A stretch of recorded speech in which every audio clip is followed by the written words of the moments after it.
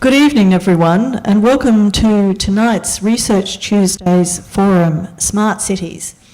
I'd first like to acknowledge the Garner people, the original custodians of the Adelaide Plains, and the land on which the University of Adelaide at all three of its campuses here at North Terrace, Waite and Roseworthy reside. My name is Julian Owens and I'm the Acting Deputy Vice-Chancellor, Research. Now, smart cities is a concept that's used to describe cities that innovate to meet the needs of the people who live in them. These are cities that have residents and their lives and the quality of their lives at the heart of everything that they do. Now, examples might include improvements to the flow of traffic and pedestrian signals, technology that tells you where you can park and the best place to park. It could also include the creation of lush green areas in the midst of busy cities and in unusual places within them. All initiatives that should materially improve the lives of residents. Now, at the University of Adelaide, we're very well placed to help our cities become smart. And in July this year, we formalised this by launching our Australian Smart Cities Consortium. Now, this consortium works like a consultancy. So local government organisations, businesses and industries and community groups can come to us with a problem and we'll pull together the best people from all areas of the university, but importantly from our external partners, organisations and others to help address that problem, to solve it to the best of our collective ability. So tonight we're going to hear about the university's expertise in smart cities and about a few of the exciting projects we're working on at the moment. We're going to hear firstly from Associate Professor Nick Faulkner, the University's Director of the Australian Smart Cities Consortium, Professor Tom Hajdu, who's Director of the University's Furler Institute and Chair of Creative Technologies, and also has a lead role for state government in really driving and facilitating innovation across the state, including in smart cities.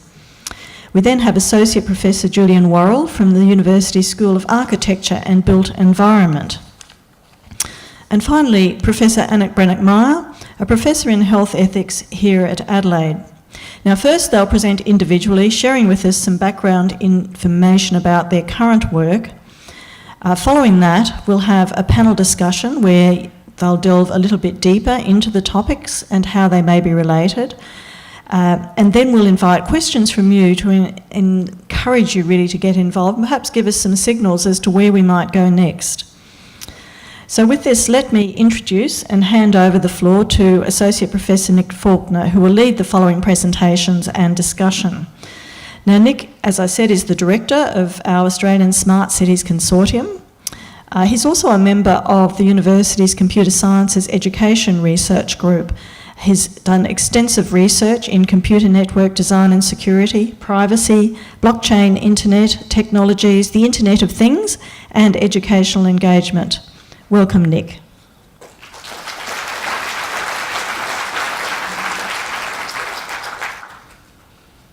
Thank you very much, and thank you everyone for being here today. Obviously, the best way to prepare for a talk like this is to see your own face blown up to 7 metres high and then talking to the audience. So, unfortunately, this means that you've already had to experience some of me, so I will be talking briefly and then handing you over to the other experts today. Welcome to Adelaide as Smart City. Now, we've used that term a lot. In the introduction, we're going to be using it a lot more. And one of the biggest problems is some of these terms, when we start using them, have many different definitions, and it can be quite challenging to work out what it really means. And to be honest, if we keep saying that word enough, or that pair of words enough, it loses all meaning entirely. Well, let me assure you that we're actually trying to get well beyond the idea of smart cities as a buzzword and turning it into something useful. We have a quite unique proposition in Adelaide in terms of our size, in terms of our infrastructure, in terms of our history. And it actually gives us an opportunity to take some of the concept inside the smart cities arena and do something really useful with it. But what do I actually mean by a smart city? And ultimately, all I mean is we take the resources that we actually already have and we combine it with the best in technology in order to improve quality of life and drive economic development. Now, Improving quality of life, I think that's relatively hard to argue with. Making Adelaide a place which is thriving, that's also very hard to argue with. I understand that there are lots of people talking about that at the moment. Something's happening in March that's make everybody talk about what could possibly be improved in Adelaide. But ultimately, when we look at the Smart Cities proposition, we're looking at how we can take what we have and using technology in order to make it better. One of the key things that we're focusing on is the importance of the citizen, of the person in all of this. Because if I try to come up with a purely technological solution, I guarantee I can find someone who will sell it to me and who will tell me that it will solve all my problems, but it may not solve everybody's problems. And one of the most important things as we go into this new development of urban life and living around the city is trying to come up with a solution that's going to work for the largest number of people, and accepting that sometimes we're going to have per person solutions, because not everybody wants to drive, not everybody wants to ride a bike, not everybody can necessarily navigate the city in the same way. A lot of people don't actually want to live inside the city. How do we continue to provide services to them? This is the most spectacular example of why we have to customise the city for the people. Because you can see a beautiful path there, and somebody got to a point and they went, "Bus shelter!" And they sprinted across the grass. And that worn pathway is not one person doing it, it's thousands. And you find these beautiful desire lines everywhere that we attempt to impose order upon the beautiful but vaguely unpredictable and sometimes quite cantankerous citizen. Because what they want to do is they want to have the resources in the city working for them. It's perfectly natural. And ultimately, if we can actually bring together the spaces that we've got and the technology, then maybe we can do this. So let me talk about the fundamental aspect that drives a lot of what we're doing. And ultimately, it is desire. It is people wanting to do something. Now, the majority of people are exceedingly happy to pursue things that are productive, that are generating all sorts of exciting things that are going on. Their passions become the things that they try and follow. And if we can take those desires and instead of forcing people to walk across the grass and deal with it when it's muddy or something like that, or deal with being swooped by magpies or chased by geese or whatever it happens to be, if we can make that work better, then what people want to do is going to translate into better results. It's going to make them happier, it's going to reduce frustration, and it's going to mean that we don't waste anywhere near as much effort. When we start thinking about the technological aspect, we're looking at a very major transition. We're coming to roughly the end of the century of the car. There is going to be a major change in the way that automotive transport works. It's coming over the next 10 to 20 years. Things are going to change. And so many of our cities are designed around that. Up until now, we've often been able to judge what people do by watching traffic flow. But if we don't monitor what people actually want to do, then we risk missing out. So for us, what we see is an intersection between monitoring, and I want to make perfectly clear that we're not talking about camera surveillance on everybody, because nobody wants that in large amounts, but we're talking about trying to keep track of the things we can, those footprints in the grass that measure the desire lines, so that we can work out what people actually want. And then we analyse that, and then we use it to make decisions. And in the centre of all that lurks the smart city. If I ask people what they want, I tend to get three answers. The first is the thing that they think they want, shaped by cognitive bias and poor memory. Unfortunately, that's us. The second thing is if we're in a power relationship, or if it's something embarrassing, you tell me the thing that you think I want to hear. And the third is when people just make things up. So if I've got those three, surveying is incredibly useful, but when we combine that with measurement, we get through a lot of those things and we can give people really what they want, and it's an exceedingly important idea. So from now, what we're going to do is we're going to talk about innovation and values around this. We're going to look at some of the aspects of the built environment, and we're also going to talk about some of the data of the smart city. And that means that it is now my turn to very happily hand over to the first of our speakers after me, Professor Tom Hajdu, who's the director of the Furler Institute and also the state's chief innovator. Tom?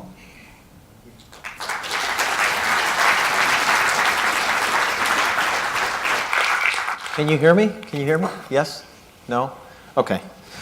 So we are at the beginning of the fourth industrial revolution. And I could give you a lot of data that would support why that is. We don't have any time for that today. You just have to trust me.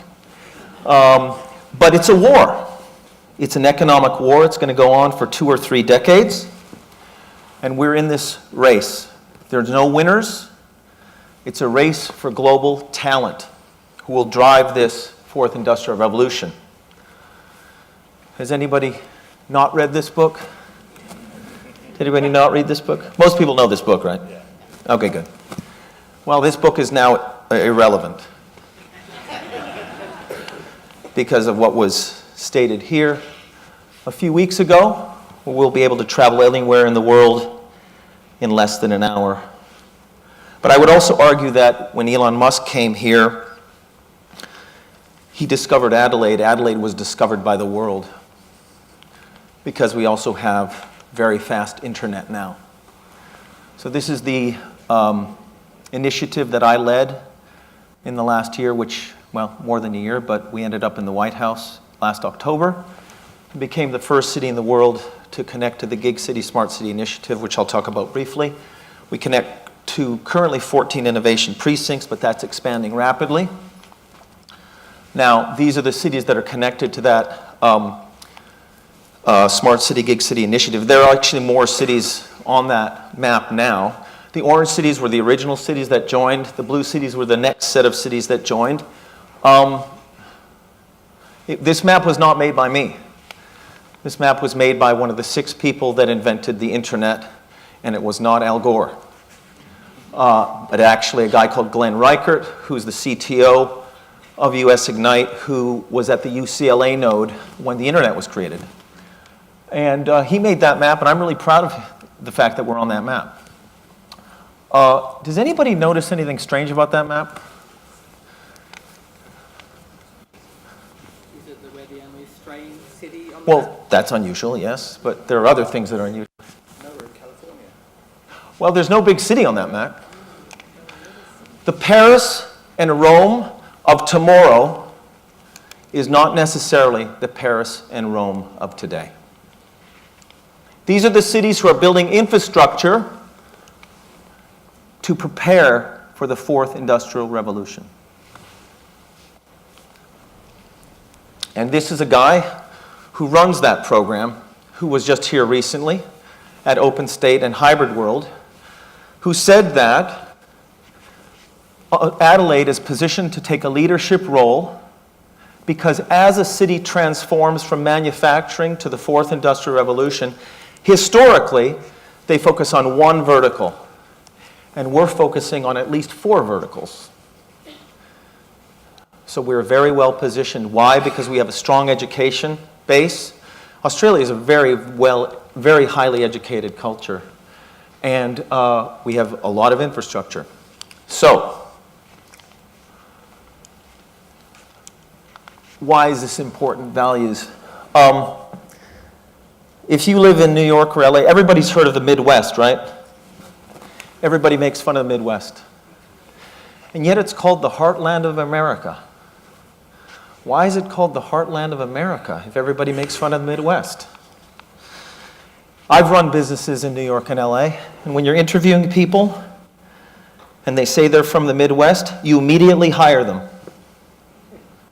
Why? Fair play, humility, hard work. Your car breaks down at 2 in the morning, they're the first to come and help you. And this is what I discovered in South Australia, that I'm the most proud to be a part of. It's these values that I think are so powerful and that are not acknowledged and not embraced as much as I think we should. And why do I think that's important? Because I think these values need a seat at the table at this fourth industrial revolution. Because if we don't bring these values to the table, who will? Thank you.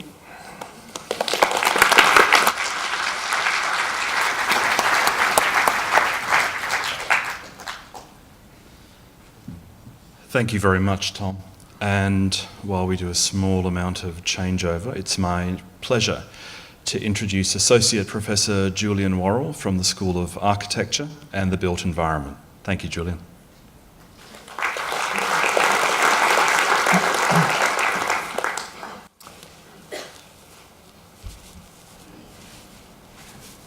Thanks, Nick. It's good to be here. Big crowd. I'm here as an architect, I'm here as an urbanist, and I'm very pleased to be with this community of intellects and visionaries in trying to define a connection between technology and the city in Adelaide. My perspective is coming from that of architecture, that of urban design, that of the you might say the representative in the room for whom the word city is the crucial term in the smart cities equation. My title of my presentation today is entitled 4 Verbs for the Smart City. So we begin with the city. What is a city? It's an immensely complex thing, combined humans, non-humans, living things, non-living things, systems, and processes. This complexity is at the heart of the urban. And in order to process this complexity, we use metaphors. Metaphors such as the city as an organism, the city as a body, the city as a machine, the city as a computer, the city as an ecology. All of these are metaphors. They take an image of one thing and they apply it to another thing. The essence of the city, I argue, is diversity, multiplicity, the layered coexistence of worlds, Cheek-by-Jowl. This diversity means that urban existence is not smooth. It's bumpy. It involves surprise. It involves contingency, friction, encounters with difference, with strangers. It enables social distance, personal freedom. It combines anonymity and theatricality. The idea of urbanity, then, both refers to these qualities and to the behavioural attributes that are appropriate to this condition. So, that's the city. Now, what is smart? Well, for us, we've heard the term, the definition, it's digital technologies as applied to urban systems and processes. But I would like to emphasise that this smart technology is only the latest overlay in an enormously old and layered series of accumulations of successive ecological, physical, spatial, material, and symbolic technologies. These layers have accreted over centuries, and they constitute what I call the urban intelligence. Smart cities is a sheen on top of a much older and deeper and richer urban intelligence. So it's these technologies, including the smart city layer, which make possible and enrich our collective existence. Smart city technologies, while making the city more efficient, more convenient, more sustainable, and more fun, let's not forget that, should not undermine the urbanity that forms the essence of urban existence. So let's look at these 4 verbs, these 4 actions or approaches for a smart city. They are sensing, visualizing, sharing, and shaping.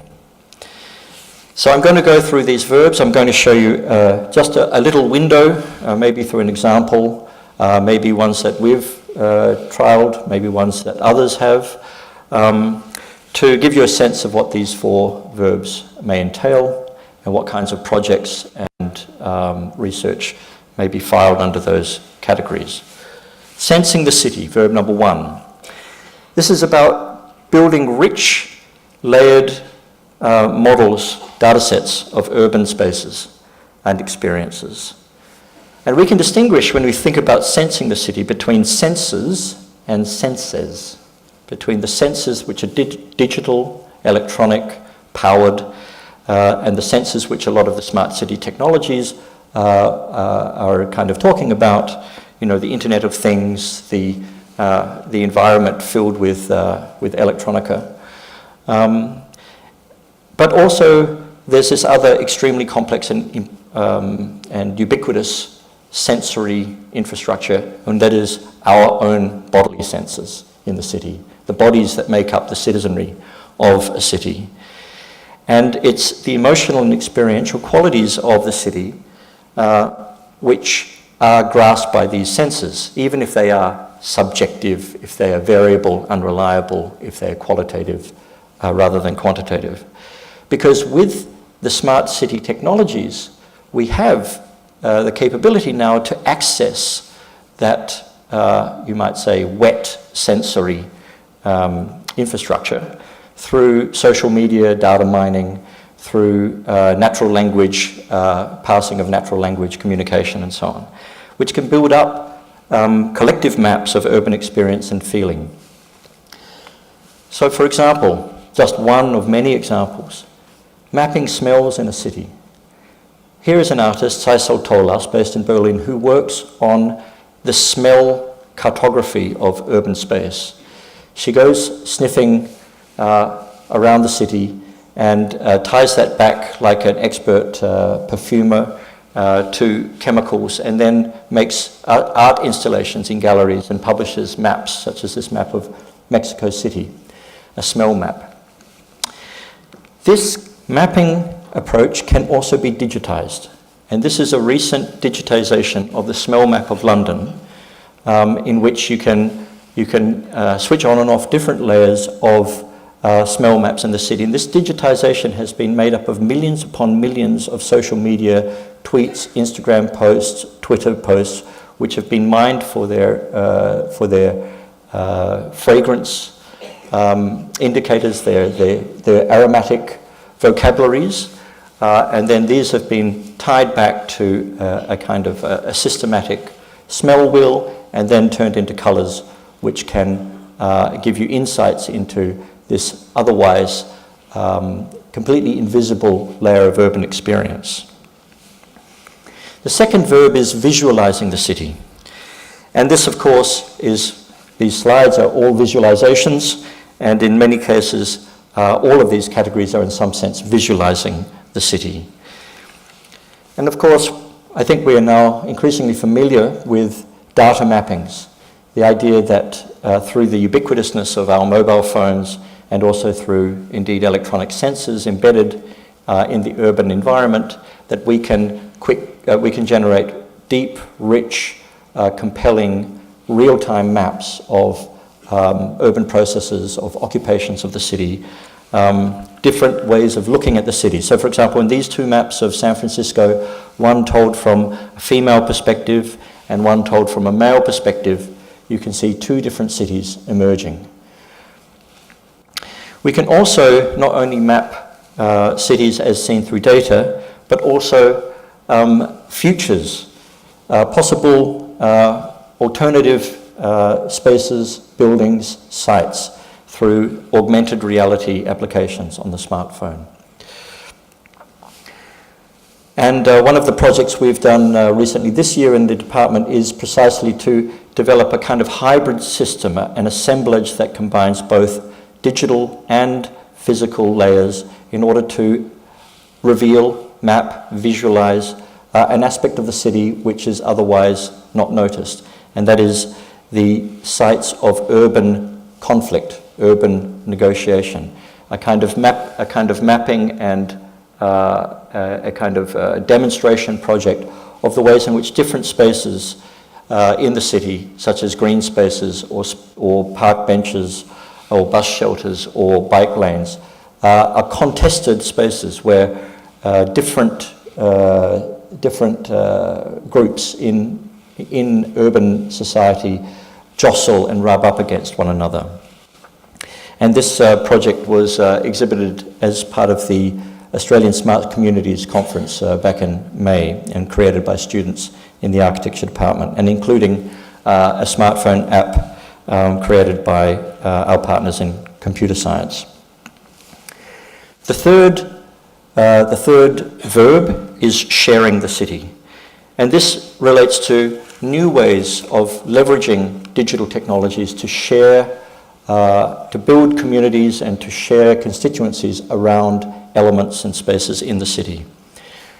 For example, the Melbourne Urban Forest Project, which leverages an open source technology called Open Tree Map, I believe, has mapped all the trees in the centre of Melbourne. And this mapping has been done through crowdsourced mapping. Everyone with their phone, anyone who can download the app and start mapping a tree and locating it and reporting back on its condition. Now, you can see possibly in the middle of the screen there a little call out, and in the corner of the call out is a mail icon, like an email. You can click that icon and you can email the tree. It will email every single tree of thousands of trees has got an individually addressable email address, and you can email the tree. The purpose of this is to email problems like a fallen branch or the tree is dead or whatever. However, what happened as a result of rolling out this technology and making it publicly accessible was that people started emailing messages to the trees, poems, love letters, secret stories about nighttime romantic trysts, appreciations for the shade but not appreciations for the bird droppings. And so this kind of enhancement of the kinds of spaces, the urban spaces that technology affords, I think, and allows us to share in new ways, I think is a beautiful demonstration of this. And another aspect of our own project here, focusing on spaces of friction, spaces of conflict in the city, this was a project, an extension of the Seek Smart project called Hidden City Adelaide, which mapped around the city these areas of anti-skateboarder defensive architecture or anti-rough sleeping defensive measures, and then produced maps of this and produced a kind of a reading of the urban space that revealed this hidden layer and generated new constituencies or at least awarenesses around these spaces and these occupancies of these spaces. And the final verb is shaping the city. So this really is the culmination, I think, of the smart city promise, of these technologies of visualizing and sharing.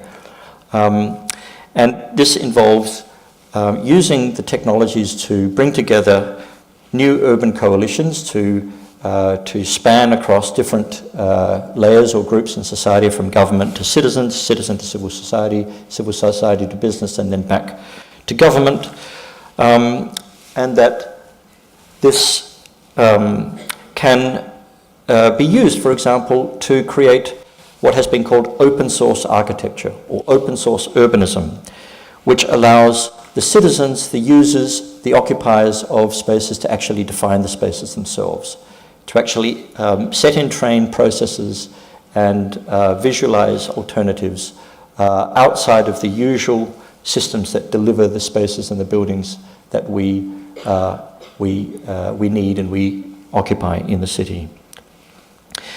So one kind of prototype of this approach is the half a house idea from Elemental in Chile, which sought to simply put in place a basic infrastructure, so-called half a house, for the minimal amount of money for social housing available for a disadvantaged community in Chile, and then allow the residents themselves to then complete the process. The basic plumbing, the basic slabs, the basic infrastructures were in place, and then the residents, as they acquire economic self-sufficiency, can personalize and develop their own character to their own dwellings and their own community. And if we take this a little step further and we think about what an entire city might be that was formed along these principles, then I think we encounter something like this one. This is a simulation or a visualization of a city called Freeland. This was generated by a Dutch architecture firm called MVRDV in the Netherlands. I may have a chance, if we have time, to show you a little clip that indicates the implications of this in a moment. But just to conclude, as we head towards the future, the smart city future, I'd like to emphasize that what we're aiming for is a smart urbanity. The threat that the smart city technologies pose is that they render the city not smart, but dumb. They render it dull, they render it mute, and they render it devoid of surprise and of friction and of encounter. The smooth, smart city is, I think, a poison chalice. The promise is that the ubiquitous technologies that we have now in all of our pockets of visualization, communication, co-creation that can enhance the urbanity of the spaces and experiences of urban life, perhaps in some of the ways I've just alluded to, empowering citizens to negotiate, define, and transform them. So our objectives here are to avoid the threat and pursue the promise. And if I can just maybe run that video just for a few minutes until we're told to wind up. Thank you.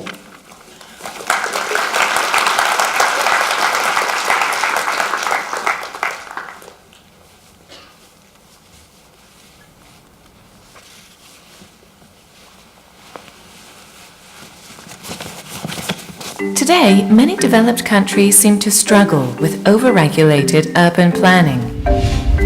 There is little room left for individual creativity and innovation. Can't even change the colour of my front door. Or the shape of my roof. I need to go through so much bureaucracy to make my house sustainable. What if we could reduce these rules while respecting the developed qualities?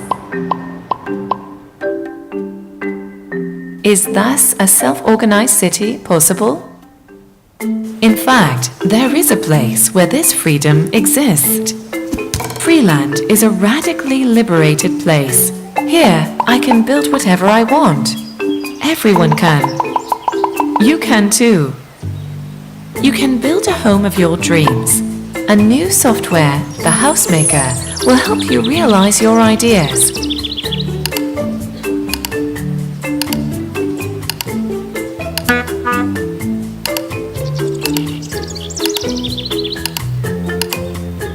Call it Island.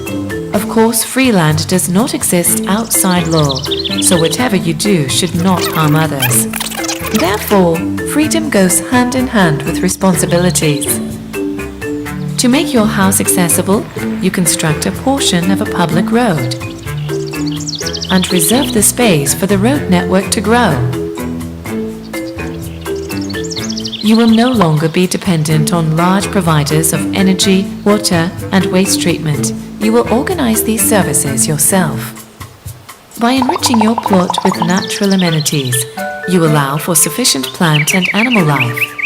In Freeland, you will contribute to producing your own food, but hardly anyone has time to produce all their food entirely alone. So, we need our neighbors. You can team up and share. Collaborating allows everyone to achieve better quality and efficiency. This is when I-land becomes we-land. So, what does this collectiveness give? An unexpected and surprising city that we raise all together. Facilities are developed by individuals, public organizations, and collectives. The absence of zoning allows for exciting interactive mixes, providing constant diversity and liveliness.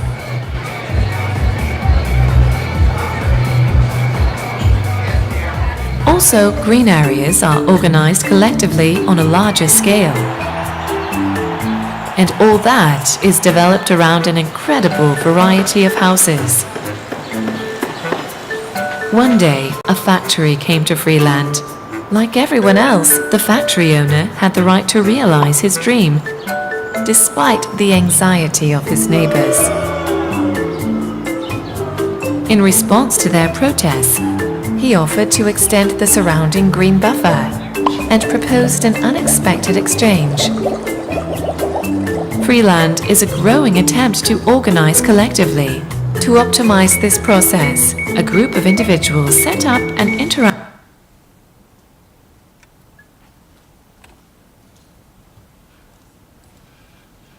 I'm dreadfully sorry to interrupt, but we do actually have to get on to the next speaker, so I'm going to leave you hanging to what happens in Freeland, but I suspect there is a monster. If we've seen these movies, this is how it almost always ends. Thank you so much, Julian. It is now my pleasure to introduce Professor Anak Meyer from the School of Public Health. Annette?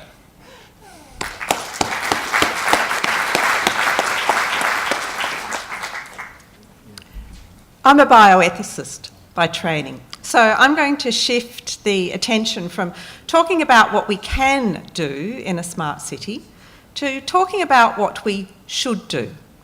What are the things that we need to do in a smart city so that everyone can have a good life, a flourishing life, and a life that is worth living for them and for those around them? And the little bit of that story that I want to talk about for the next few minutes is big data. So big data is a term that we hear a lot about these days, and it relates to those sets of large amounts of information that we can now have the capacity to collect and to store and to use. Within that big data world, there's a lot of it already going on, and it's already going on within our city. Every day you both generate and have collected about you a whole lot of information. And a lot of that information is collected by our public services, whether it's our housing, your visit to the doctor, your visit to the hospital, the school that your kids go to, the water that you use. That's the sort of information that is being collected about all of us all of the time, and which we could put to a lot of public good. So the sorts of public goods that we're thinking about here are those services that are provided by government and generally that we expect are going to be available to all and for the benefit of all. So transport, as I said, local services, care services, hospitals, doctors, education. And with all that data floating around about us, there are a lot of things that we can do. So I want to talk a little about the sorts of things that we can do with big data that governments, local, state, Commonwealth, collect about us. And I'm going to start off first of all with the good news story. This is work that's been done by colleagues of mine in the School of Public Health and which came to prominence earlier this year as part of our inquiry into child protection in South Australia. So John Lynch and his colleagues in the Better Start unit were able to tell us that because we have, when they were able to pull together records on about 18,500 children born from 1999 and for whom we now have information up to 2015, we know that of those children, 1 in 4 of them over the first 10 years of their life is going to have a contact with the child protection system. 1 in 20 of them is going to have a substantiated contact with the child protection system, where something is found to have been a reasonable concern or complaint. And 1 in 50 of our kids in South Australia is going to have at least one out-of-home care episode. No one thought it was that high. So that both normalises it, means that if you look around this room, yep, either you, your children, or someone else has had contact with the child protection system, and that's something that we need to be able to do something about. And so having the information is therefore the first step into being able to do something to ensure that what is an awful experience for many children and their families is something that we might be able to make go away. So one of the other things that John and his group have done is to be able to use a whole lot of information collected up from a very wide range of government agencies to do some predicting. So they can now tell us a little about what these 1 in 50 children are like. So with some confidence, you can look at these 13,800 children and be able to say those children are the ones who are likely to end up here, And if you're doing your job well as a public service, you can pile on the services so that it's less likely to happen. I think that's a good story. And there's plenty more of it on the way. This is just a slide to give you some idea of the kinds of ways in which we will be able to collect and use the big data in the health sector that we have available to us either now, in the near future, not possible, but probably on the way. So there are lots of possibilities here for using big data. But I'm an ethicist, so there are some challenges around this. And the first area that I want to talk about briefly is the problem of consent. Historically, and really I guess for the last 60 or 70 years, particularly in Western society, we've had a view that if people collect information about me, then I ought to be able to decide whether they have that information and what they do with it. And that's what's given us our doctrine of informed consent. You shouldn't be able to do things about my information that I don't know about without me deciding that that's okay.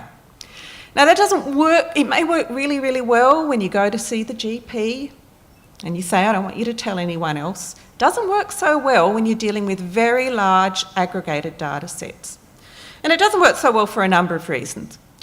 First of all, there's an awful lot of people you have to ask, and that's probably not practicable. Second, if you have an opt-in consent system, where you've got to ask them, a lot of people, either because they don't get around to it or they don't want it, are not going to be there.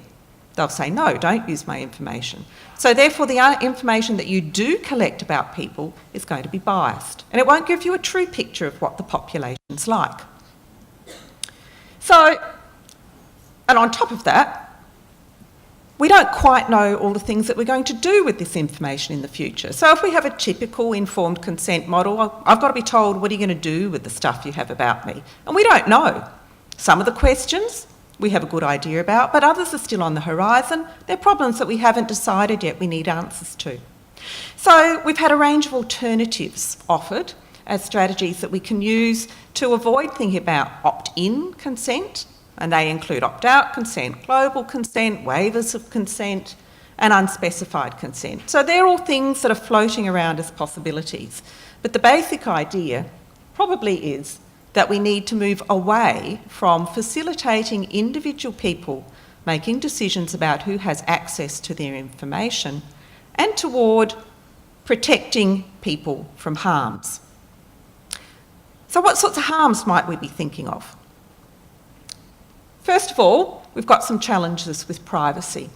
When people talk about governments using information about them, many people become very anxious about their privacy. Now, there are ways to deal with this. We can ensure that information is anonymised so that it's aggregated up in ways that mean that no one can ever know that it's you, and it could be someone else. So strictly speaking then, if no one knows that it's me, my privacy is protected. That works well for individuals. It doesn't work so well for groups of people. So if the information makes it clear that entire groups of people, be they Aboriginal and Torres Strait Islander peoples, peoples with disability, people living in certain suburbs, people living in certain towns, have characteristics in common that they would not want everyone to know about all the time, then it can't really do well with those group level harms. Then there are concerns about whether we can keep the information secure. Can we make sure that it never gets out, that no one else ever manages to see it? And there are some very celebrated examples in recent times of how that hasn't been successful. And then, of course, there's the possibility of profiling and surveillance. And again, people do become concerned for reasons that actually are quite complicated about the possibility that someone is keeping an eye on them, even if it's not going to harm you. But of course, there may be harms that actually are attached to people keeping an eye on us. And one of those, and I think this is a really interesting area, is the possibility of losing the context in the information that's recorded about me. So when we collect information about people, we try to do it in ways that makes it efficient. That means that we will measure things that are measurable, and things that are hard to measure, we probably are not going to do, at least not initially. We'll probably also want to think about what do we do with the outliers who are way out there on the edges, and there's always the temptation to ignore, not to see it, or somehow to remove those, and that again removes the complexity of the picture. We've got problems with ignoring errors, either because we don't know that they're there, because we're not looking at the data in that way, or because we decide that we just can't take those things into account. And then there's the temptation to fit the data to the frameworks that we've got. If something doesn't look like it belongs, doesn't look like it fits into the way we're thinking about this, then we're probably tempted not to use it.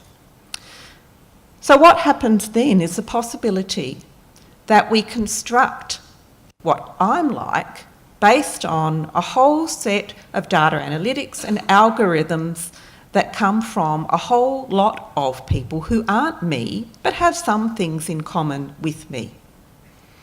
And it may be that the picture of me that's created through a data analysis process is not actually one that I think represents me at all, or that objectively others think represent me. So, challenges there. So if we've got these challenges that we want to deal with around protecting people from harms, what can we do? Well, I want to conclude by just suggesting a very small number of things that I think are likely to offer us some strategies for the future. And they're things that ought to mean that we can have a flourishing society where people are protected from harms. So I'm thinking of things like ensuring that when we do collect and use information about people, that we do it in a way that provides that story back to society. So it's transparent. We know what's being collected about us, we know how it's being collected, and we know what's being done, even if not necessarily we have a choice about that.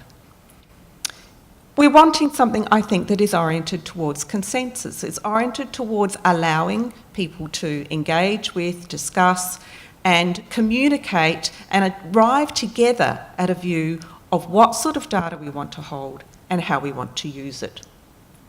It ought to be, therefore, participatory, something that brings citizens in to the conversation. And therefore inclusive. I think probably goes without saying that it needs to be legal. But that means we may need to look at our laws, because our laws aren't really fit for purpose for the kinds of ways of collecting and holding data that we're thinking about now and the future. And we would want the people, our data custodians, to be accountable, to be responsible with the information that they have about us, and to be held to account for that. Now, if all that's in play, I think we possibly do have a good life in a smart city where our data is being used ethically.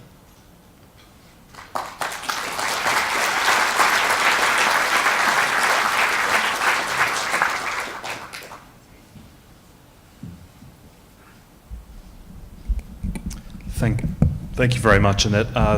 We're now going to move into the panel section, where I will attempt to drag together the threads of three very good presentations and ask insightful questions. But of course the opportunity is, if I don't ask the question you're interested in, once we finish talking in the panel, you get the chance to pick me up on it. So three talks that covered an awful lot of area. So if I can start, what do you think is the essential quality of the city that is after the one we currently have in Adelaide? What's going to be the big difference for people in 5 years' time from the city that we currently have? Well, I've got my mic. He's got a mic. It should be urban. I mean, that was the point of the presentation, right? I mean, the urbanity of cities, that quality that we associate with metropolitan experience, which has been associated with the rise of the kind of civic sphere, with the rise of democracy, with freedom, with indeed the development of civilization. This is what we call urbanity, and this is what should be sustained, regardless of whatever new technological augmentations we have. Now, I don't want to go into long digressions on specific aspects of urbanity, but I think that it would involve a sense of anonymity, which is an idea that relates to the ethics discussion. It would involve a sense of personal freedom. It would involve a sense of what I call the performative aspect of cities. That is, that cities are spaces where one is seen and one performs to that vision in a way, and that also it has that possibility of the kind of rubbing up, the rubbing against multiple grains of groups in society, so that you can still maintain encounters with otherness and with difference, rather than have them seamlessly edited out through some kind of technological process. I just wanted to add, in the United States, when Amazon says, the company Amazon says to various cities, okay, we're thinking of moving to your city. Well, the cities will do anything. They'll change their name to Amazon, they'll give them all their data, etc. This is very dangerous. We have to be very careful about making sure nobody owns that data. No private company owns that data. Data management must be held by the people. This is essential. Can I follow up? We talked about anonymity. So in terms of the ethics in it, in 5 years' time, as well as perhaps that protection, what else do you say? When I say people, I mean the government, all of us. Can I do something else instead? Of course. Okay, so I want to ask you, Julian, what about people who want to be forgotten? I think that's a marvelous idea. How in your city can you? It reminds me of a New Yorker cartoon I once saw. It's called The Incredible Ungoogleable Man, which is a kind of person who is unable to be found through any Google search term whatsoever, and that this was an extremely precious quality to have. And you're right, it's almost an impossibility. But I think, like most of our ideals in urban life, we can retain it as an ideal even if it's impossible to achieve in practice. But to state let's say the right to being forgotten as a right, and then to actually make kind of tests and kind of procedures to sustain, in a sense, that pursuit towards that right, I think is a useful thing. That's built into the new European data standards have a right to be forgotten, which has been built in effectively as a right to be erased, whether it's to be forgotten from search terms. But this is actually at odds with a number of technologies we see coming up that are built around not forgetting. So blockchain underneath Bitcoin. The entire point is you keep track of everything that went on, but you don't necessarily know who it was, but you know that something did this. And so we've actually got technologies that are at odds with the definite desire to want to be forgotten. And this is, of course, a very strong thing in Europe, the very strong privacy movement. For those who don't know, there are entire cities in Germany with no street view, because they said, we do not wish you to come through and take pictures of our city, and that's very widely respected. And I think that goes back to what Tom was talking about in terms of values, because if you think about recent history in Europe and that very strong sense of people not wanting to be surveilled, not wanting to be able to be hedged in and not let out of the ghetto, then those values of wanting to be forgotten are very easily explicable. It's a slippery slope, It's easy to lose them. It's hard to get them back. But I think also it's important to recognize that we have diverse personas now.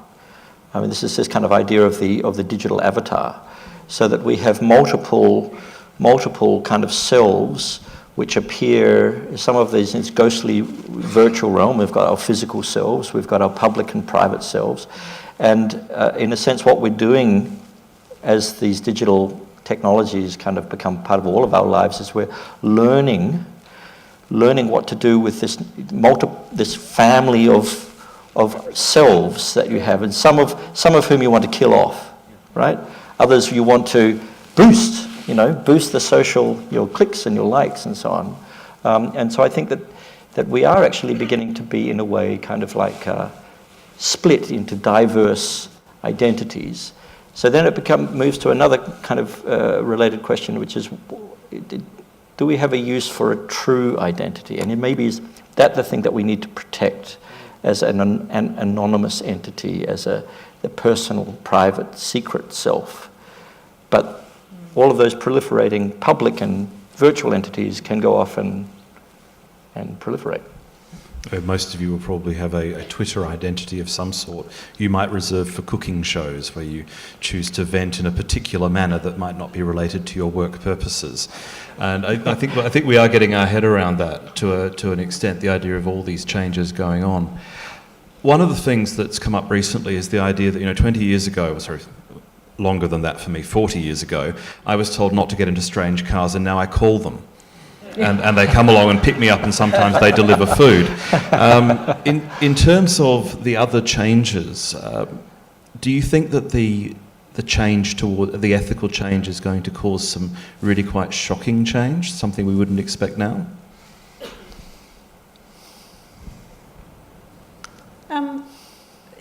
Yes-ish. I guess, I've been thinking about what Julian was just saying about the multiple selves thing. And part of me is deeply suspicious of that as an idea because, if you look historically over a long enough period of time, there is a surprising continuity about core human traits. And I guess you're talking about it as being a secret self. I think that's often a very public self. I think probably if I can change the question slightly, I think perhaps the thing that worries me the most is the potential for the divide between the haves and the have-nots to become even more apparent, because the Freeland world is a world of well-educated, self-determining, courageous, well-funded Dutchman, who exactly know when and how to get in there and do something to change the factory. And many, many people in our society are not in a position where they will be able to make the most of and gain the advantages of a smart city because they just don't have the resources. Well, I'm also suspicious of this essay that came out this year, I think it was. It's 2030. I own nothing and I am very happy. Did you read? Is anybody familiar with that? It's written by a young woman as part of the World Economic Forum, and she describes in an essay life in 2030 and how happy she is. So. Yeah. There's always that expectation, if you can own nothing but you can get it when you want it, it's actually not a problem. But earlier today we nearly lost a speaker because they went out that door and it closed behind them and locked. So, the whole if the fundamental expectation of a door can't be depended upon, then, total lack of ownership may be a little bit challenging. I do take in, I think it's really important to think about the digital divide, but the physical divide, because even in Australian society, one of the ways that we actually divide people is we rob them of autonomy. We actually don't allow them to have full control of their data or their production or whatever it happens to be. And that's already now before we define ourselves in terms of digital identity. So I totally agree. So Tom, if I can come back to your values, in the future, what do you think is going to be the most important value for Adelaide? Well, I'm not here to define the values of Adelaide. I'm very grateful to live here and appreciate the values of Adelaide. I just hope that Adelaide values, that we continue to appreciate them and go with them. So I'm just grateful to be here and happy to be a part of this culture. Okay, I'm not going to get an answer from Tom on that one. I don't think I can give you that answer. I've only been here for a couple of years too. So. A value? Say again? A value? A value? A value? One value for Adelaide? What value should we keep? Was that the question? That was the question. Promote. Well, there's a lot of great values here. Fair play, everybody gets a shake, honourable, one's word is one's bond. These are things that as a Canadian I grew up with as well, but living in New York and Los Angeles for 30 years, it takes a toll on you. So in the sense, in a sense, moving to Adelaide has restored my faith in humans. And Take a bow, everybody. Adelaide. But I think there is something. I think there is something in the idea that different cities have different cultures or different value structures, and that these value structures evolve. They change over historical time in association with the changes of, say, for example, the population structure of the city, the economic basis of the city, various kind of historical traumas or experiences that may happen. One prospect for Adelaide is that if you view Adelaide against the other major Australian capital cities, and you look at it for the population demographic projections over the next 30 or 40 years, you'll see that in 2050, Sydney is going to be something like 10 million people. In 2050, Melbourne will be maybe 12 million, right, if current trends continue. Brisbane and Perth will be like where Sydney and Melbourne are now. Adelaide will be about 2 million. Adelaide will be a city that's on a different scale. It's not the kind of metropolitan scale that you associate with London or Los Angeles. It's a different scale city. It's a smaller scale city, and I think that's an opportunity. That's an opportunity. I'm so sorry. It's at this point where I normally show a video by Arthur C. Clarke from 1964 when he predicts what will happen 50 years from now, and he's kind of describing Adelaide, where you can live in one city and work in another city and do everything on the internet, etc. So it comes back to this quality of life that is another one of the great things here that we should be we should really honor, because I think we're very fortunate to have such a great quality of life. So. Thank you very much, everybody. It's now my pleasure to throw the floor open to questions. I believe your hand was up first. So the microphone is just coming down. Okay, a couple of things caught my eyes. One is you emphasise anonymity, and two is I get mental blank. But anonymity was one that struck me, because to me, a lot of people say living in a big city or in a lot of places, New York, Los Angeles, you don't even know your neighbour. You might live in a tower block. You don't even know who's living 6 feet away. And they always say, oh, it's country towns. I know what my neighbours do. My neighbours know me. And you build that sort of ethic boundary. Somebody's unfaithful or steals something. Oh, everybody knows about in the town. So to me, a lot of people don't want to be anonymous.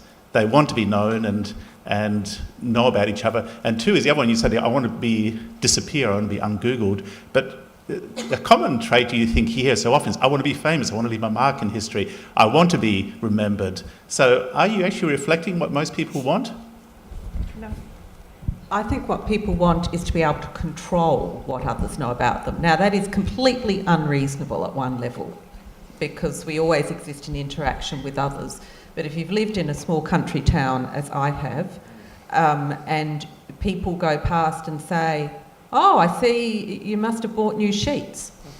I don't really know whether I want them to know that. So I think it is about being self-determining and controlling access by others. Oh, not that way, you've got one.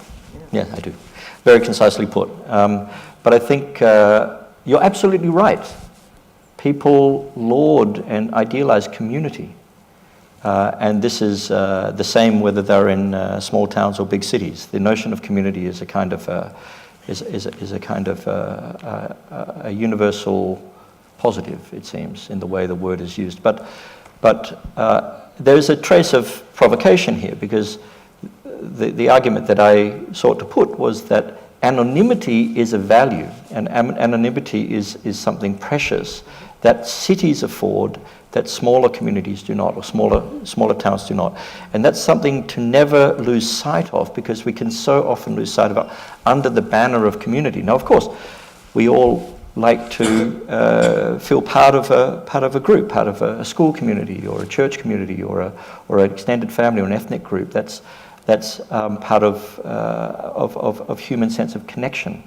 But there is something specific about the urban existence in which allows the anonymity, the desire for the private, the desire for the self, to be maybe form a stronger relief than it would otherwise be. And that's something I think to keep in mind. Thank you. Next question, please. Testing? Cool. Just in general, we just discussed smart cities, the basic idea, concept behind it, and examples of how big data can help transform cities into, I guess, improved areas for quality of life for citizens. So in regards to the state government, could you guys just provide an outline of how, I guess, from a legal, then legislative, and then organisational perspective of how the state departments would need to obviously work together with big data, because all the state departments kind of deal with a different sector or area. How that would work. Are you the head of DSD? Sounds like No. you're doing consulting work. Not yet. We'll see. But, I'm an urban planning graduate, so that interests me more on the legislative point of view. How do we actually achieve creating Adelaide as a smart city, seeing it has, I guess, the qualities in comparison to the other cities in Australia? I'm going to start by just talking about long-term planning before I hand over to the others, and the idea that we can commit to something where we have enough time to see things come to realisation. And ultimately, anybody who's looked at the political cycle and looked at the structures involved, it's very difficult to work on something which takes 20 years to achieve when you're looking at possibly 5 different governments working inside that. There are governments around the world who have achieved a great deal because they have an expectation of continuity, but that always comes with a price. And now I'll hand over to Julian, or sorry, whoever wants to. Probably I was just going to say, Bill Gates has announced that he's going to build a new smart city, right, from scratch. And there are several places that are being built like that. But I think that the principles are very important, which is why I spoke about values. So I think that as long as we hold true to these very basic values, then I think that we will be mindful of the fundamental principles of what it takes to honor and respect our culture and society. So, I'm not a lawyer. I don't work for Department of State Development, but I think we have to. We need to recognise that government are going to use our information. They do it all the time, and when you do large surveys of large populations, you get about 30% of the survey group saying, "Why are you asking me about this at all? I figured you were already using my information." And then you get another group who say, "I'll just go ahead and do it. I'm not interested." Then you usually get a group of between 10 and 25% who will say, "I want to be asked." So I think what we have to recognise is that we have a diversity of views in society, and that's not going to go away. And those views are antithetical to each other. So you can't actually please everyone perfectly.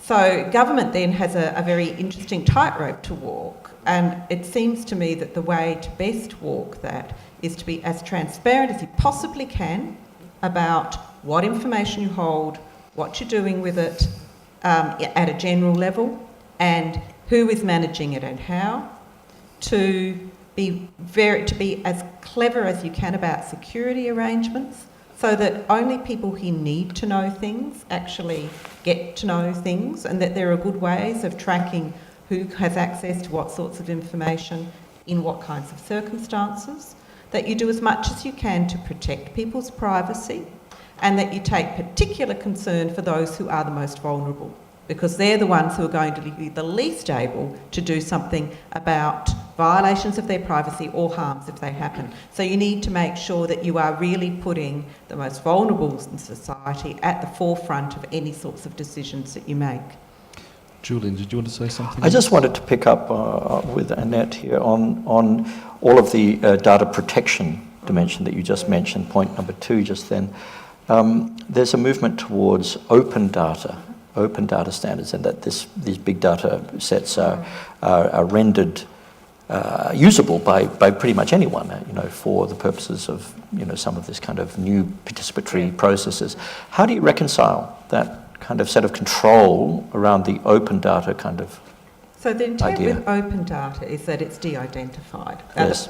The problem there is that the notion of complete de-identification probably isn't true, because anything that is de-identified to some and it can be re-identified.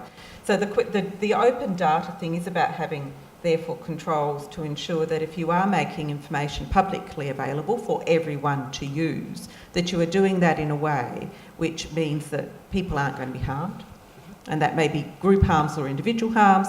People can't be found if they don't want to be found as individuals. So you have exactly those same kinds of things in play. You just have to make sure you set it up so that you can do that. I just wanted to finish with your point, because it's important to realise that the state government and the local governments are all working very closely together in order to try and solve these problems, to work out how they're going to make this work, how they're going to recognise what people want. But there's an important amount of information that's coming through councils, because the councils are working out what people want, and then some of those projects are going ahead. And in terms of, it's a long ongoing discussion, but the work is already starting to try and work out the best way to go forward with it, because ultimately it's important to make all of these spaces work. And we do have multiple layers of government, and to be honest, we're going to end up with some more of them, because if you start to become your own power generation plant, and you start to come off the grid, as we start to form these little areas, we're going to look at more areas of responsibility and more people working together. So if you want one word, collaboration. Sorry. Thank you. Some great ideas, very exciting. I personally can't wait until we can revolutionise the way cars are going. But how do we convince people, how do we motivate people to embrace that it's okay to do something different to the way it's always been done? We hold Research Tuesdays. We've finished our task. Yeah. For us, a lot of it is trying to get people past the "it can never happen" idea. And there's a concept called design fiction, where if you construct a plausible reality where we've got over the problems and then you can say we're there, it actually frees people up from that intrinsic, well, we can't do that because it's always been done this way. But a large amount of it is giving people the opportunity to try something new and then dealing with the fact that it may not work first time. Yeah, so that comes to one of the weaknesses in the culture that I've observed, just to be consistent in my theme, and that is, in my experience, Australians really like to plan things out, and that is quite different sometimes than what I experienced in America. So I was listening to a keynote speech from the CEO of Southwest Airlines when Southwest Airlines was booming, and they asked him, "What's your strategy?" And he said, "We try stuff." So I think there's some value, just to be more blunt than the way you put it. You know, it's really a lean startup model. Some things that will work and some things won't work. We might be quite surprised by the things that turn out to be really great or fail. Julian? Well, just picking up on this idea of design fiction, I think one of the procedures that we use in architecture a lot is speculation. And we, combining with, we kind of visualize, we project forward and we backcast back from a vision, and then we seek to visualize these things. So I think that this was one of the verbs, right? To visualize an alternative future, or indeed an alternative present, can be one way of opening those kind of those windows in the mind and getting some new possibilities being entertained at least. And I think that it does happen in the mind, doesn't it? I mean, a lot of the impediments are ones that we build in our minds, as well as the ones that appear to be out there in the world in the form of laws and other people. Thank you. Next question, please. Yes, look, I have a question relating to your comments about the value of autonomy. We're going to be the #1 city in the world for autonomous vehicles, and we have a national conference here this week. I just wondered if your vision of Freeland includes people actually driving cars, or are we going to ban people from driving cars? I'll let Julian take it. You want to take it? I think banning people driving cars is a very strong statement. Ultimately, when I was talking about desire, finding what people want and then giving it to them causes natural change. It's one of the reasons that if you watch people with feet in the grass and then you put the paths where they walk, you save yourself a lot of time. Ultimately, I think there are a couple of things that are going to reduce car usage. One of them is increasing insurance costs for non-autonomous vehicles. It's naturally going to cost it out. But also there's people who get used to sitting in the back of a car and working on their way to where they're going. Because driving a car for an hour, you can't do anything. Sitting in a car, if you're comfortable working there, is quite a strong one. I think talking about banning cars is a little premature because we don't really know what's going to happen with that. But increased autonomous vehicles, that's just going to happen. That is coming. Did anybody else want to do? No. That's No? fine. Thank you. Thank you. Probably directed to Julian more than anybody else.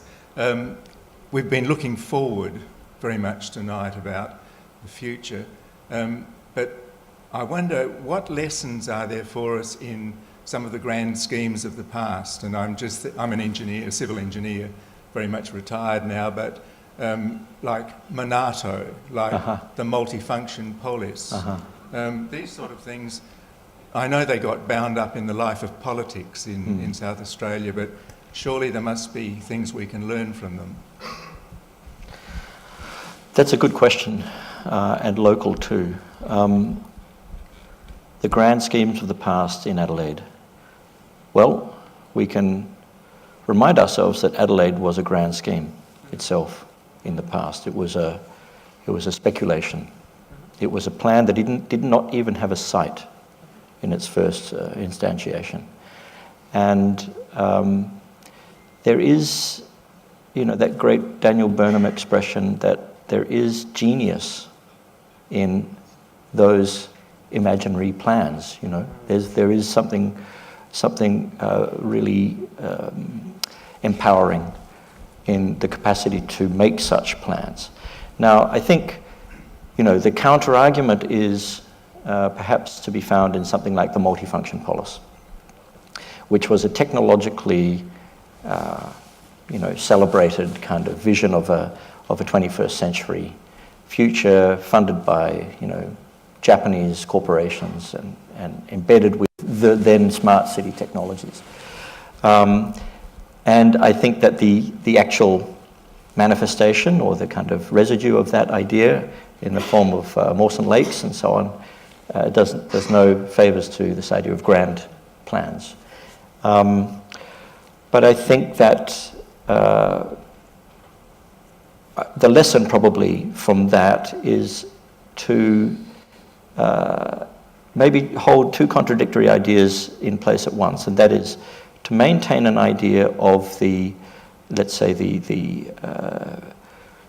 genius and the sheer chutzpah of the visionary idea, but at the same time be entirely strategic, shrewd, pragmatic in implementing or in rolling out these ideas. So perhaps, if anything, we can learn in the smart cities kind of space, which is just our own generation's particular enthusiasm, is to try to hold those two ideas together. Thank you. Any more questions? Yes, hi.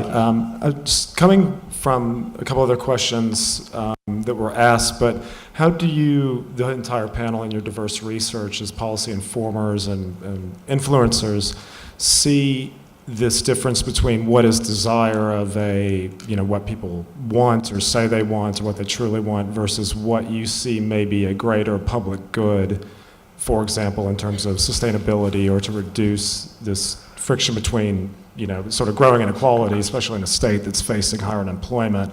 Have you ever seen a conflict between those two where you're faced with an ethical decision versus what you see as people desiring something? Yes, no, that and the problem then goes back really to John Stuart Mill, and the notion of dealing with ensuring that people can pursue the ends that they want to pursue for themselves, but also recognising that at some point when I pursue my ends, other people suffer. And I shuddered when desire went up on the screen, because it's the last thing that I would think of as an ethically sustainable value. Because desire carries with it connotations that the only thing that matters is me, and that it is personal wish fulfilment that is what ought to drive society, and that ends up with something that is nasty, short and brutish. So Nick's girding his loins to disagree with me, I can hear him. We disagree on this one a lot. We do, we disagree a lot, yeah. So I actually think, so the simple and there are obviously a whole suite of sorts of responses to how do we deal with the conflict between personal autonomy and or rights, however you want to frame it, and the public good. But I think at least the starting point here is to say there obviously have to be constraints on this in the interests of the common good, and they may be when I'm going to harm other people if I pursue my own ends. They may be when I'm going to harm myself if I pursue my own ends, a bit harder to justify. Or they may be when I don't actually have a good handle on what it is that I want to pursue, and I'm somehow making choices that are very unsound or doing it for illogical reasons, and we may want to constrain me then. Now that's a sort of a rights-based response. I'd probably personally go an awful lot further than that, but that's the starting point. Somebody who's not me, you know I'm going to disagree. No, you can disagree. Disagree away. Yeah, disagree. I think the thing for me is in terms of recognising what people already do inside the city. If we don't deal with what they want to do, then all sorts of things happen, as anybody who's tried to cycle down Frome Road while someone's doing a left turn has discovered. And ultimately, if we don't deal with the fact that people want to do that, we're going to end up building a system that doesn't work. So when I say desire, I mean, it's a shorthand for understanding human behaviour, but that doesn't look anywhere near as good on the slide, to be brutally honest. But it is still about human desire, but it's not saying that all of our desires, that as they inflict upon other people, are what I see as the end state. And I am probably fairly optimistic about this. For me, if we actually build the cities better, if we build things so that the resources work in a smoother way so that there's less frustration, I strongly believe that a number of the things that happen as a byproduct of artificial privation and artificial frustration will reduce, which means a number of the things that are nasty, brutish and short will stop. Not everything. You know, we've still got the same old human that we've always had, but I suppose that probably makes me a little more optimistic in that regard. I totally agree that if in the transition we have got some very interesting challenges ahead, but work is about to change. You know, we are about to see a fundamental shift in the way that human beings maintain themselves and determine their value and understand what's going on and move. So in terms of all the other changes that are going on, what I want to do is to understand people. And I think that we have got a serious consideration ahead as to how we take the people with us. Because the one thing I do know from history is that every time we've made a major technological change without looking after the people, it has not ended well. And that of French Revolution, all of the French revolutions, they keep revolving, it's quite reliable that way. And any major technological change that puts a large number of people out of work or changes the way they engage with the city, if we do not consider the human being in the mix and their desire to live, their desire to thrive, their desire to actually have those community values, then that's when it starts to go really wrong. So whatever we do in the transition, I think we can all agree that focusing on the people and how we keep them supported and how we keep everybody supported as we try to move to this new and better city is one of the most important things. I have a question in relation to the fact that my experience of South Australia and Adelaide in particular, it has highly risk-averse people. And so how do we get around that? I'm getting a lot of feedback here.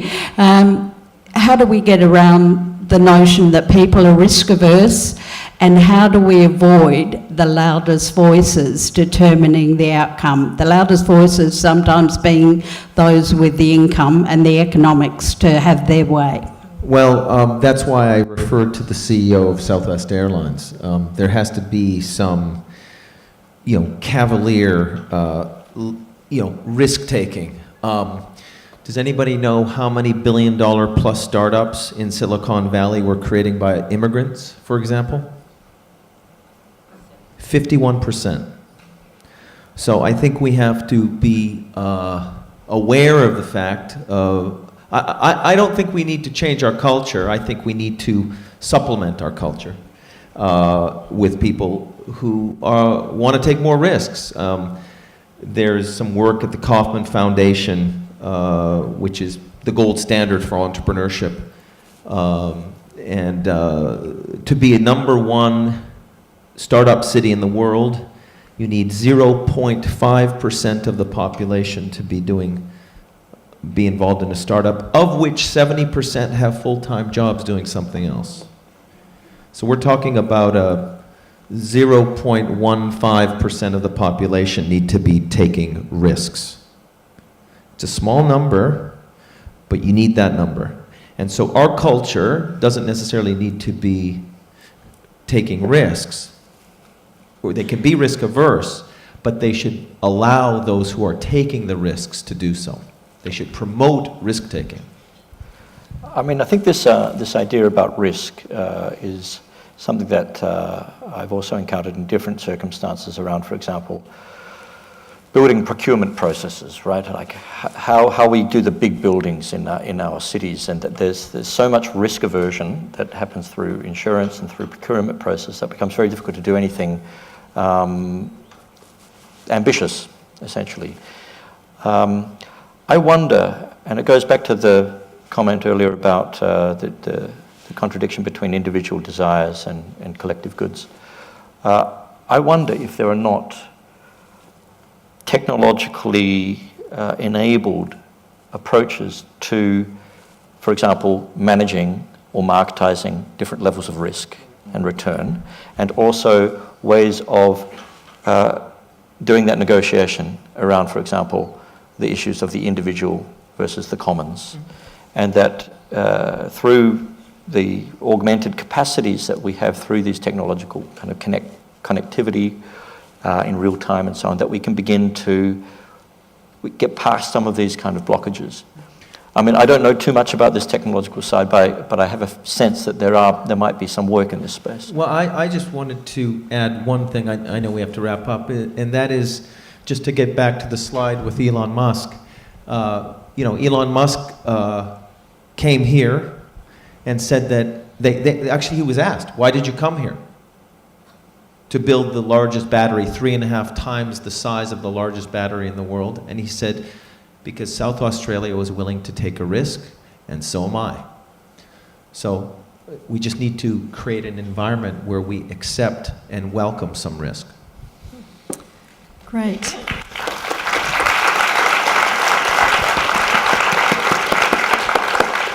So we've run out of time. I'd like to finish by thanking each of our presenters for, I think, informative but also insightful presentations, and I think a great panel discussion, but particularly I think an even better discussion in response to the questions that you, our audience, put forward tonight.